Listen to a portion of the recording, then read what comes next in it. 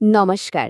Voter তালিকা নিয়ে আমাদের অনেকের মধ্যেই কিন্তু একটা কনফিউশন কাজ করে, তাই না? বিশেষ করে খসড়া আর চূড়ান্ত তালিকা নিয়ে। খসড়া তালিকায় নামটা দেখেই কি আমরা একদম নিশ্চিন্ত হয়ে যাই? ভাবি, যাক, কাজ তো হয়ে গেল। আজকের এই আলোচনাতে আমরা ঠিক এই ভুল ধারণাটা ভাঙব আর দেখব এই দুটো তালিকার মধ্যে আসল তফাৎটা ঠিক কোথায়। তো আসল প্রশ্নটা হলো, খসড়া ভোটার তালিকায় নাম থাকাটাই কি যথেষ্ট? মানে নামটা দেখেই কি একদম নিশ্চিত হয়ে বসা যায়? ভোট দেওয়ার অধিকারটা কি তাহলে পাকা হয়ে গেল? চলুন এই জরুরি প্রশ্নটারই উত্তর খোঁজার চেষ্টা করি আমরা। যদি এক কথায় উত্তর দিতে হয় তাহলে বলবো না, একদমই না। একটু অবাক লাগছে কি? ভাবছেন তো কেন নয়?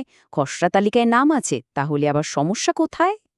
বিশ্বাস করুন, এই ধারণাটা কতটা ভুল হতে পারে সেটা জানলে আপনিও হয়তো একটু চমকে যাবেন। চলুন তাহলে গভীরে গিয়ে আসল কারণটা জেনে নেওয়া যাক।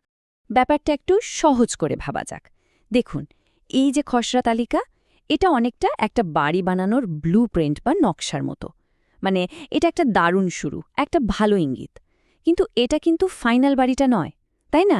ফাইনাল হওয়ার আগে এই নকশায় কিন্তু অনেক কাটাকুটি হতে পারে, অনেক কিছু বদলাতে পারে। এই যে দেখুন, এখানে পার্থক্যটা কিন্তু একদম পরিষ্কার। একদিকে আছে খসড়া ভোটার তালিকা, যেটা হলো একটা প্রাথমিক ধাপ মাত্র, আর অন্যদিকে আছে চূড়ান্ত ভোটার তালিকা, আর এটাই হলো আসল জিনিস। এটাই আপনার ভোট দেওয়ার ফাইনাল গ্যারেন্টি, বা বলতে পারেন আসল টিকিট। সোজা কথায়, খসড়া তালিকায় নাম থাকাটা অবশ্যই একটা ভালো খবর, কিন্তু চূড়ান্ত তালিকায় কিন্তু শেষ কথা। তাহলে এখন প্রশ্ন আসতেই পারে যে এই পরিবর্তনগুলো আখের হয় কেন?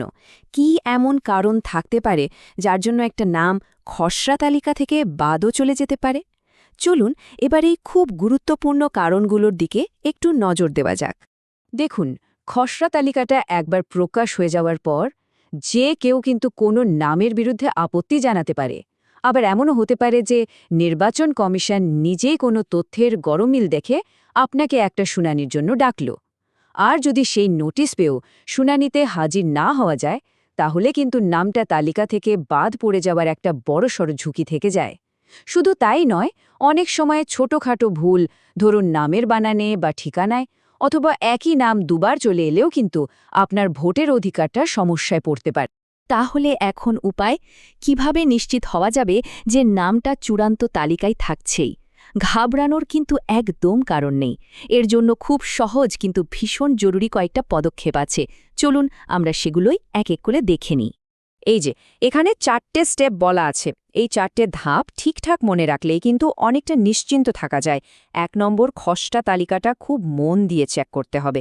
2 নম্বর, নিজের জরুরি সব ডকুমেন্টস যেমন আধার কার্ড, ঠিকানার প্রমাণ, বয়সের প্রমাণ, এইসব হাতের কাছে একদম রেডি রাখতে হবে।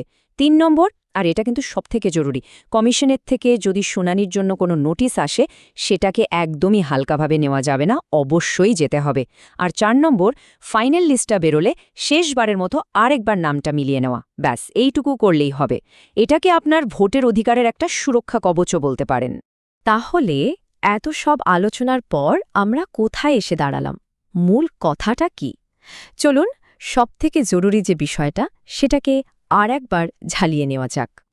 দেখুন, সব কথার শেষ কথা এটাই, খসড়া তালিকায় নাম থাকাটা অবশ্যই একটা ভালো খবর, একটা পজিটিভ সাইন, কিন্তু চূড়ান্ত তালিকায় নাম থাকাটাই হলো আসল গ্যারেন্টি।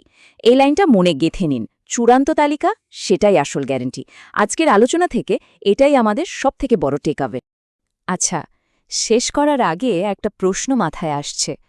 এই ভোটার তালিকার মতোই আমাদের রোজকার জীবনে এমন আর কি নাগরিক প্রক্রিয়া বা সিস্টেম আছে যেগুলো নিয়ে আমাদের মধ্যে হয়তো এমন অনেক ভুল ধারণা রয়ে গেছে? ধরুন ট্যাক্স ফাইল করা বা কোনো সরকারি স্কিমের জন্য আবেদন করার পদ্ধতি, এই বিষয়গুলো নিয়েও কি আমাদের আরেকটু সচেতন হওয়ার প্রয়োজন আছে? কি মনে হয়? অবশ্যই ভেবে দেখবেন।